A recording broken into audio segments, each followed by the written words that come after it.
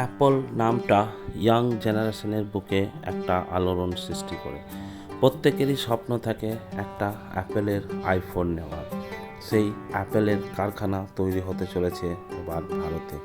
চলুন জেনে নিই কোথায় হবে সেই কারখানা।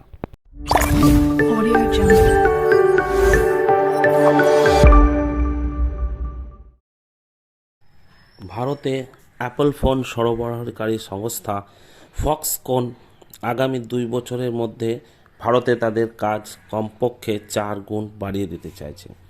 তাইওয়ান ভিত্তিক এই সংস্থা ফক্সকন আগামী 2 বছরে আরও 53,000 কর্মী যুক্ত করে দক্ষিণ ভারতে তার প্ল্যান্টে কর্মী সংখ্যা 70,000 পর্যন্ত বাড়ানোর পরিকল্পনা করেছে। করোনা লকডাউনের জন্য চীন দেশে অ্যাপেলের কারখানার উৎপাদন ব্যাহত হচ্ছে, ফলে অ্যাপেল কর্তৃপক্ষ সিদ্ধান্ত নিয়েছে যে ভারতে তারা অ্যাপেল আইফোন তৈরির কারখানা প্রতিষ্ঠা করবে। এই বিষয়ে তাদের সাহায্য করছে টাটা গোষ্ঠী।